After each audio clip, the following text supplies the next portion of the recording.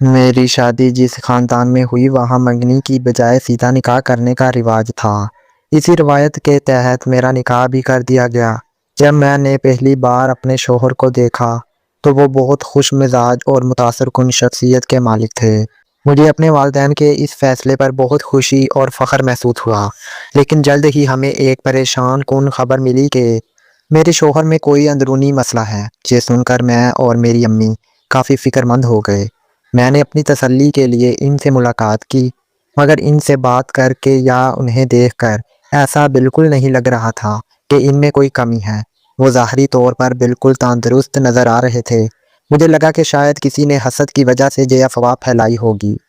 میں نے گھر آ کر اپنی امی کو سب بتایا اور ہم دونوں مطمئن ہو گئیں۔ میری شادی کی تیاریاں پورے جوش و خروش سے جاری تھیں اور آخر کار وہ دن آ ہی گیا۔ جب میں دلہن بن کر پارلر سے گھر لوٹی تو میری والدہ نے مجھے ایک چھوٹا سا پیکٹ تھمایا اور تاکید کی کہ اسے اپنے پرس میں چھپا کر رکھو۔ جب میں نے حیرت سے پوچھا کہ یہ کیا ہے تو انہوں نے دبی آواز میں بتایا، یہ تمہارے شوہر کی دوا ہے۔ تمہیں پورے 1 ماہ تک روزانہ رات کو اسے دودھ میں ملا کر خاموشی سے انہیں پلانا ہے، اور یاد رہے کہ اس بات کی کانوں کان کسی کو خبر نہ ہو۔ میں نے حیران ہو کر پوچھا کہ جب انہیں کوئی بیماری ہی نہیں تو یہ دوا کیسی؟ مگر امی نے مزید سوال کرنے سے روک دیا اور بس اتنا کہا کہ یہ ضروری ہے۔ میں نے خاموشی سے وہ پیکٹ اپنے پاس رکھ لیا اور رخصت ہو کر سسرال پہنچ گئی۔ وہاں میری بہت آؤ بھگت ہوئی اور ڈھیروں رسمیں نبھائی گئیں۔ میری ساس اور نندوں کی خوشی دیکھ کر مجھے اپنی خوش قسمتی پر ناز ہونے لگا۔ میرے شوہر بھی ہر تقریب میں بڑھ چڑھ کر حصہ لے رہے تھے۔ سسرال کی اس محبت اور گہما گہمی میں اپنی ماں کی دی ہوئی وہ پر اسرار دوا اور نصیحت بالکل بھول گئی اور اپنی نئی زندگی کے مزوں میں کھو گئی۔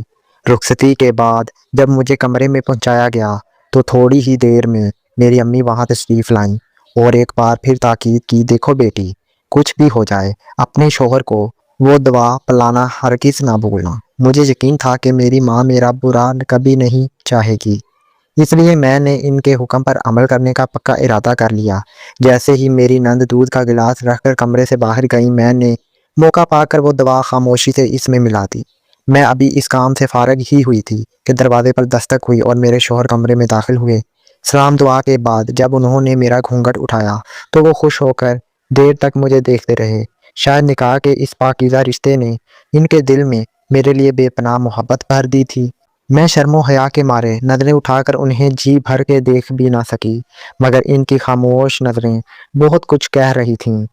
میری تھکن دیکھ کر میرے شوہر نے بڑی محبت سے مجھے لباس تبدیل کرنے کا بولا۔ میں نے انہیں دودھ کا گلاس تھمایا اور خود تیار ہونے چلی گئی۔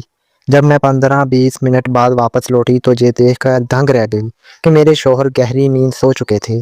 میں حیران تھی کہ ابھی تھوڑی دیر پہلے تو ان کی آنکھوں میں نیند کا نام و نشان تک نہ تھا، پھر اچانک یہ کیا ہوا؟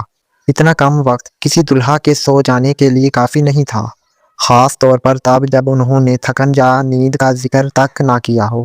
ابھی کچھ ہی دیر پہلے تو وہ بالکل نارمل تھے اور میرے حسن کی تعریفوں کے پل باندھ رہے تھے۔ انہوں نے ہی تو مجھ سے فرمائش کی تھی کہ وہ میرا اصلی اور سادہ روپ دیکھنا چاہتے ہیں، اس لیے میں نے بڑے چاؤ سے اپنا میک اپ صاف کیا تھا تاکہ وہ دیکھ سکیں کہ میں قدرتی طور پر کتنی خوبصورت ہوں۔ میں چاہتی تھی کہ وہ میرا سادہ چہرہ دیکھیں اور انہیں اندازہ ہو کہ میں بنا سنگار کے بھی ویسی ہی دکھتی ہوں، مگر افسوس، جیسے ہی میں باہر آئی وہ نیند کی آغوش میں جا چکے تھے۔ انہیں اس طرح گہری نیند میں سوتا دیکھ کر میرے خوابوں کا محل جیسے ختم ہو گیا تھا۔ یہ وہ لمحات ہوتے ہیں جن کا ایک دلہن کو شدت سے انتظار ہوتا ہے، جب دو وجود ایک پاکیزہ اور حلال رشتے میں بندھ کر زندگی بھر کی یادیں سمیٹتے ہیں۔ بہت سے لوگ ساری زندگی خود کو گناہ سے دور رکھتے ہیں تاکہ وہ اس حلال رشتے کی لذت پا سکیں، مگر میری قسمت دیکھیے کہ میرا شوہر تان کر سو چکا تھا۔ میں نے ان کے قریب جا کر کھنکھارنے کی کوشش کی تاکہ ان کی آنکھ کھل جائے، مگر ان کے جسم میں کوئی جنبش نہ ہوئی۔ پھر میں نے جان بوجھ کر اپنی چوڑیوں کی کھنک سے شور پیدا کیا تاکہ وہ جاگ جائیں، لیکن سب بے سود رہا۔ میں حیران تھی کہ محض 20 منٹ میں ایسا کیا ہو گیا کہ وہ اتنی گہری نیند میں چلے گئے۔ اچانک میری نظر میز پر رکھے دودھ کے خالی گلاس پر پڑی تو مجھے فوراً اپنی ماں کی دی ہوئی وہ دوا یاد آئی جو میں نے خود اس میں ملائی تھی۔ میرے دل میں سوال اٹھنے لگے کہ کیا واقعی اس دوا کا اتنا تیز اثر تھا؟ اگر ایسا تھا تو یہ بہت غلط ہوا تھا۔ ابھی تو ہماری ڈھیروں باتیں باقی تھیں، ابھی تو زندگی کا آغاز ہونا تھا، مگر یہ سب کیا ہو گیا؟ مجھے اندر ہی اندر بہت برا محسوس ہو رہا تھا۔ میں نے انہیں جگانے کی ہر ممکن کوشش کی، لیکن وہ تو ایسے خواب خرگوش میں کھوئے تھے جیسے کبھی جاگے گے ہی نہیں۔ میں نے سخت پریشانی میں اپنی امی کا نمبر ملایا۔ فون اٹھاتے ہی وہ کافی گھبرائی ہوئی لگ رہی تھیں، جیسے انہیں کسی بری خبر کا انتظار ہو۔ میں نے غصے اور دکھ میں ان سے سوال کیا، امی کیا آپ نے مجھے نیند کی دوا دی تھی؟ اسے پیتے ہی وہ اتنی گہری نیند سو گئے ہیں کہ اب جاگ ہی نہیں رہے۔ اگر صبح انہیں پتا چلا کہ میں نے انہیں نشہ دیا ہے تو ان کی نظر میں میری کیا عزت رہے گی؟ وہ تو یہی سمجھیں گے کہ میں اس شادی سے خوش نہیں ہوں اور ان کے قریب نہیں آنا چاہتی۔ میں جذباتی ہو کر مسلسل بولے جا رہی تھی، مگر امی نے مجھے ٹوکا اور اطمینان دلاتے ہوئے کہا کہ وہ نیند کی نہیں بلکہ طاقت کی دوا تھی۔ انہوں نے تاکید کی کہ اگر انہیں نیند آ بھی گئی ہے تو پریشان ہونے کی ضرورت نہیں، مگر یاد رہے کہ یہ کورس 30 دن تک ہر حال میں پورا کرنا ہے، ورنہ اس کا الٹا اثر بھی ہو سکتا ہے اور سب کچھ بگڑ سکتا ہے۔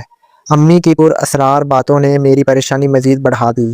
میں نے سوچا کہ کیا پورا مہینہ اسی طرح خاموشی سے گزر جائے گا؟ مجبوراً میں نے امی کی بات مان لی۔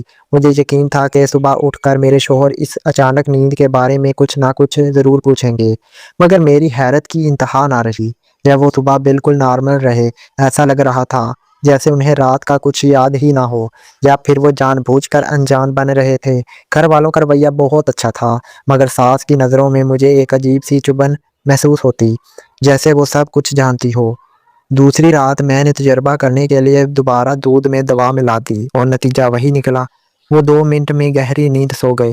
اب مجھے بھی شک ہونے لگا کہ واقعی ان میں کوئی بڑا نقص ہے، ورنہ کون سا دلہا شادی کی پہلی راتوں میں اس طرح بے خبر سوتا ہے؟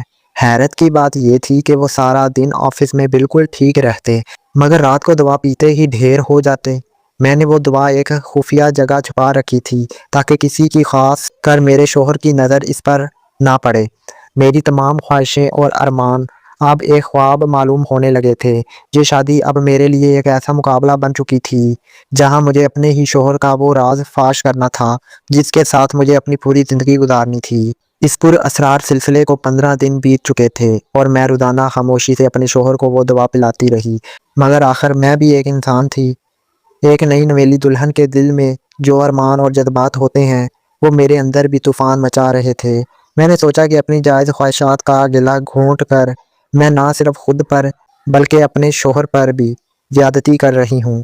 مجھے پکا یقین ہو چکا تھا کہ ان میں کوئی نقص نہیں ہے اور یہ سب محض افواہیں ہیں۔ ایک رات جذبات سے مغلوب ہو کر میں نے فیصلہ کیا کہ آج انہیں وہ دوا نہیں دوں گی۔ میں نے انہیں سادہ دودھ پلایا اور سب کچھ ویسا ہی ہونے لگا جیسا میں چاہتی تھی۔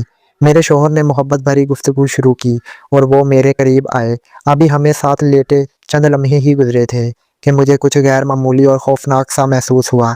گھبرا کر جب میں نے کمرے کی روشنی جلائی تو منظر دیکھ کر میرے پیروں تلے سے زمین نکل گئی۔ یہ میرا شوہر تھا یا کوئی اور؟ وہ لمحوں میں کیا سے کیا بن چکا تھا۔ اسے اس ہیبت ناک حالت میں دیکھ کر میرے حلق سے ایک زوردار چیخ نکل گئی۔ میں پھٹی پھٹی آنکھوں سے اسے دیکھ رہی تھی اور مجھے پل بھر میں اس بڑے دھوکے کا احساس ہو گیا جس کا شکار میں ہو چکی تھی۔ یہی وہ نقص تھا جس کا ذکر میری والدہ بار بار کر رہی تھیں اور میں سمجھ نہ سکی۔ خوف کے مارے میرا برا حال تھا، مجھے کچھ سوجھ نہ رہا تھا۔ میں دیوانہ وار کمرے سے باہر بھاگی اور جا کر اپنی ساس کو جھنجھوڑ کر جگا دیا۔ میری گھبراہٹ دیکھ کر ساس نے جھنجھلا کر پوچھا، آخر کیا ہوا جو تم نے آدھی رات کو یہ طوفان کھڑا کر دیا ہے؟ میں نے تڑپ کر جواب دیا کہ شاید آپ کے لیے یہ معمولی بات ہو، مگر میرے لیے یہ کسی قیامت سے کم نہیں ہے۔ آپ نے مجھ سے یہ سچ کیوں چھپایا؟ میں زبردستی ان کا ہاتھ پکڑ کر اپنے کمرے میں لے آئی۔ وہاں کا منظر دیکھ کر وہ ساکت کھڑی رہ گئیں، جیسے انہیں پہلے ہی معلوم ہو کہ میرے شوہر کے ساتھ کیا مسئلہ ہے۔ میں نے جب وضاحت مانگی تو وہ بڑی بے نیازی سے بولی، کیا تمہیں اب تک نہیں پتا کہ یہ سب کیا ہے؟ یہ کہہ کر وہ خاموشی سے اپنے کمرے میں چلی گئی اور میں اس ہولناک صورتحال میں اکیلی رہ گئی۔ اس وقت مجھے اور کچھ نہ سوجا تو میں نے فوراً وہی دوا دودھ میں ملا کر انہیں پلا دی، جس کے 2 منٹ بعد وہ دوبارہ گہری نیند سو گئے۔ اگلی صبح ہوتے ہی میں نے گھر جانے کی ضد کی اور میرے شوہر مجھے میری امی کے گھر چھوڑ آئے۔ گھر پہنچتے ہی میں نے اپنی والدہ پر سوالات کی بوچھاڑ کر دی۔ امی، کیا آپ یہ سب جانتی تھیں؟ اگر پتہ تھا تو مجھے آگاہ کیوں نہیں کیا اور میری زندگی اس آگ میں کیوں جھونک دی؟ اور اگر آپ بے خبر تھیں تو پھر وہ دوا مجھے کیوں دی تھی؟ میرے اتنے سارے سوالوں کے باوجود میری ماں خاموش رہیں اور بس اتنا کہا کہ یہ سب تمہارا نصیب ہے۔ انہوں نے یاد دلایا کہ میں نے پہلے ہی کہا تھا کہ سوچ لو، مگر تم نے ہی کہا تھا کہ لڑکا بالکل ٹھیک ہے، اب تمہیں اسی گھر میں رہنا ہے اور اسی انسان کے ساتھ زندگی کاٹنی ہے۔ ان کا یہ تو ٹوک جواب سن کر مجھے دھچکا لگا۔ مجھے لگا جیسے وہ میری سگی ماں نہیں بلکہ کوئی غیر ہے۔ میں نے سوچا شاید انہیں اس ہولناک منظر کی سنگینی کا اندازہ نہیں جو میں نے دیکھا ہے، اس لیے میں نے سب کچھ کھول کر بیان کر دیا، مگر وہ پھر بھی ٹس سے مس نہ ہوئی اور باتیں بدلنے لگیں۔ میں سمجھ گئی کہ اب میرے لیے واپسی کا کوئی راستہ نہیں ہے، مجھے ہر حال میں اسی گھر لوٹنا ہوگا، اگرچہ اس گھر کے نام سے ہی اب میرے وجود پر لرزہ طاری ہو رہا تھا۔ 2 دن اپنی ماں کے گھر گزار کر میں واپس اس گھر لوٹ آئی جو اب مجھے کسی قید خانے جیسا لگ رہا تھا۔ حیرت کی بات یہ تھی کہ میرا شوہر دن بھر ایک مثالی جیون ساتھی ثابت ہوتا، وہ میرا خیال رکھتا، میری خوشیوں کا آغاز کرتا اور کبھی خالی ہاتھ گھر نہ آتا۔ میں اس کی محبت میں گرفتار تو تھی، مگر رات کے اندھیرے میں اس کی بدلتی ہوئی شخصیت مجھ پر لرزہ طاری کر دیتی۔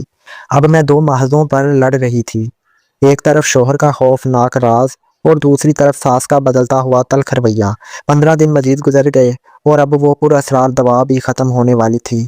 میں نے جب اپنے شوہر سے باتوں باتوں میں حقیقت جاننے کی کوشش کی تو مجھے یہ دیکھ کر دھچکا لگا کہ وہ خود اپنی اس حالت سے بالکل بے خبر ہے۔ آخرکار ایک دن موقع پا کر میں نے اپنی ساس کو سچ اگلنے پر مجبور کر دیا۔ ساس نے روتے ہوئے ایک ایسا انکشاف کیا جس نے میرے ہوش اڑا دیے۔ انہوں نے بتایا کہ میرا شوہر بچپن میں بالکل ٹھیک اور بہت ذہین تھا، مگر جوانی کی دہلیز پر قدم رکھتے ہی اس میں پر اسرار تبدیلی آنے لگی۔ وہ دن بھر تو نارمل رہتا، مگر رات ہوتے ہی اس کی حالت بگڑ جاتی۔ ساس نے اسے کئی عاملوں اور حکیموں کو دکھایا، مگر کوئی افاقہ نہ ہوا۔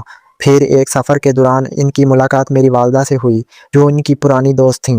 میری ماں نے ان کا بہت ساتھ دیا اور جب بڑے ڈاکٹروں سے رجوع کیا گیا تو انہوں نے مشورہ دیا کہ اس کا واحد حل شادی ہے۔ شاید اسی لیے انہوں نے مجھ جیسی معصوم لڑکی کی زندگی داؤ پر لگا دی۔ میری ساس نے دکھ بھری آواز میں بتایا کہ میرا شوہر بچپن میں تمہیں دیکھ کر پسند کر چکا تھا اور اسی کی ضد پر تمہاری ماں کو واسطہ دے کر یہ رشتہ طے پایا گیا۔ شادی کے ابتدائی دنوں میں تمہارا اطمینان دیکھ کر ہمیں لگا کہ شاید وہ اب ٹھیک ہو گیا ہے، مگر اس رات تمہاری چیخ نے ہماری امیدیں توڑ دیں۔ میں نے ساس کو اس دوا کے بارے میں بتایا جو میں انہیں سلانے کے لیے دیتی تھی، مگر انہوں نے صاف کہہ دیا کہ کسی کو سلا دینا مسئلے کا مستقل حل نہیں ہے۔ ایک رات جب میں نے دوا کی مقدار کم کی تو میری آنکھ کھلتے ہی میرے ہوش اڑ گئے۔ میرے شوہر آئینے کے سامنے بیٹھے میرا میک اپ کر رہے تھے اور خود کو ایک عورت سمجھ کر زنانہ آواز میں باتیں کر رہے تھے۔